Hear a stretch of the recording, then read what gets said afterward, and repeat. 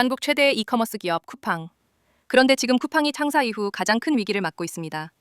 개인정보 유출부터 수천억대 과징금, 그리고 여러 법적 소송까지 말 그대로 사면초가 상황이라는 평가가 나오는데요.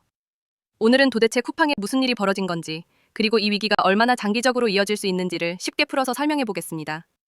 시작하기 전에 지금 화면을 2번 눌러 좋아요 한번 남겨주세요. 그리고 이런 시사 경제 이슈를 계속 받아보고 싶다면 구독과 알림 설정 정말 큰 힘이 됩니다.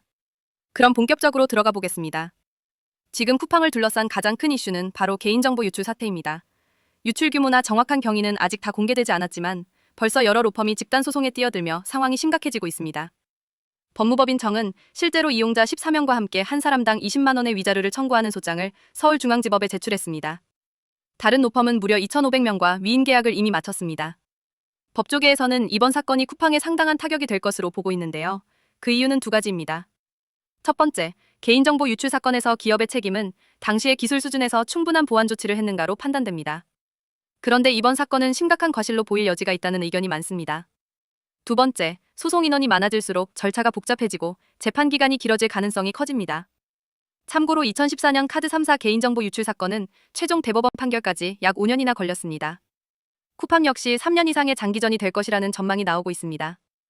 그런데 여러분, 쿠팡팡의 위기는 이번 개인정보 사건만이 아닙니다. 이미 예전부터 여러 법적 리스크가 켜켜이 쌓여왔습니다. 대표적인 게 하도급 거래 위반이나 가격 갑질 관련해서 공정거래위원회와 여러 차례 법정 공방을 벌여왔다는 점입니다. 또 2020년에 물류센터에서 코로나 확진자가 발생했을 때 회사 측에 사과를 요구했던 직원들이 해고된 사건도 있었죠. 이 사건에서는 쿠팡이 1심에서 패소했고 올해 6월에야 고등법원에서 화해 조정으로 마무리됐습니다. 여기에 또 하나, 알고리즘 조작 의혹으로 발생한 1,600억 원대 과징금 소송도 현재 진행 중입니다. 공정위는 쿠팡이 소비자에게 설명한 기준과 다르게 상품 추천 알고리즘을 운영했다며 1,628억 원이라는 역대급 과징금을 부과했습니다. 쿠팡은 이에 반발해 행정소송을 제기했는데요. 내년 2월 5일 7차 변론이 열릴 예정입니다. 여기서 궁금한 점 하나. 아니, 왜 쿠팡은 이렇게 문제가 많아 보이지? 이런 생각 드시죠? 법조계는 그 이유를 혁성에서 찾습니다. 쿠팡은 기존 유통방식과 완전히 다른 모델로 시장을 확장해 왔습니다. 그러다 보니 기존 제도와 충돌하는 지점이 생길 수밖에 없습니다. 또 공정위가 새로운 알고리즘 기반 거래 방식에 대한 규제를 강화하는 시기라서 규제 적용 대상이 가장 먼저 되는 곳이 시장 점유율이 크고 영향력이 막강한 쿠팡이라는 거죠. 게다가 수많은 중소기업이 쿠팡을 통해 판매하고 있기 때문에 민원도 많고 사회적 관심도 높습니다. 어찌 보면 성장한 만큼 규제 리스크도 커지는 구조라고 볼 수 있습니다. 전문가들은 공통적으로 이번 쿠팡 사태가 단기간에 끝나기 어려운 구조라고 말합니다. 집단 소송은 최소 3년, 공정위 소송과 다른 민형사 사건까지 합치면 쿠팡의 법적 리스크는 앞으로도 계속 이어질 가능성이 높습니다.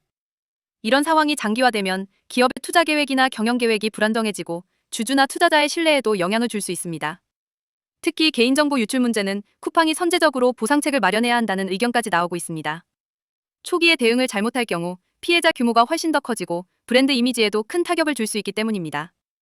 쿠팡이 한국에서 가장 큰 이커머스 기업으로 성장한 만큼 사회적 책임도 훨씬 더 무겁게 요구되는 시기입니다. 결국 쿠팡의 이번 위기는 단순한 사고가 아니라 기업의 성장 과정에서 쌓여온 구조적 문제와 사회적 기대치가 한꺼번에 충돌한 결과라고 볼 수 있습니다. 과연 쿠팡은 이 위기들을 어떻게 해결해 나갈까요? 앞으로도 계속 지켜볼 필요가 있습니다. 여러분의 생각은 어떠신가요?